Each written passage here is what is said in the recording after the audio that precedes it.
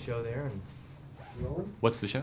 it's called Movie Reviews and Previews. It's a half-hour show, kind of an interview show based, and we only talk about movies. Oh, great. You know, and that's why Let's what talk you're on about right this. now. Exactly. But before we talk about this, I have to stroke your ego a little bit, because Over the Hedge is probably one of my favorite animated movies ever, because when I was watching it, and when it went freeze frame and the squirrel and Yep. stop time, I haven't laughed. I laughed so hard, everybody in the theater was looking at me. That was Because one it of those days where we just had an idea and it's like, should we do this? Yeah, let's just go for it.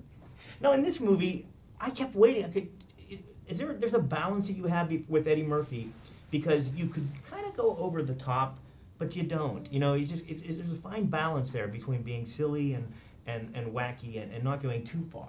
Well, the great thing about working with Eddie actually is he so got the tone of this movie that I didn't have to do any reining in, really, because he reins himself in, and we had lots of conversations about what's appropriate for this film. Mm-hmm. And so we kind of went into it knowing what the tone was and what would be too far, and how far can we push it for it to still be funny. Right. And Eddie is in such command of his instrument, you know, that it's really crazy to watch. Well, based on your animated film and your first, like we call this Live action. live action, is family films important to you then? Well, it is, because I think I had such a special experience as a kid going to movies. And I think, you know, adults go to movies to be entertained, and kids go to movies to learn how to live their life.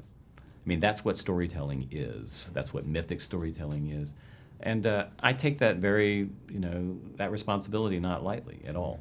And I want to make sure that I write movies that I would want to go see, and I have 3 kids, and so I keep it appropriate for kids when I'm writing a movie that is for an entire family audience. And I do always try to put something in there that this is not one that you should send the kids off, you know, with somebody else, the designated adult, because you don't want to sit through this thing, because it's, you know, there's something in this movie for everybody. Right.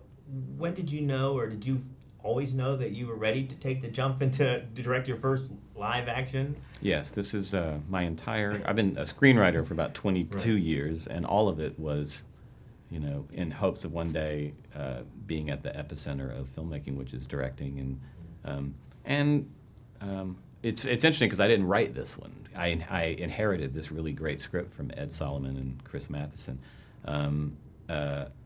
So, and it's great. It is a great gig directing. Sitting in that chair is really fun, telling everybody what to do. And really it's great. probably one of acting and directing is one of the few jobs where you actually get paid to use your imagination, correct? Yeah, well, I would say, yeah, and writing as well. I mean, Yeah.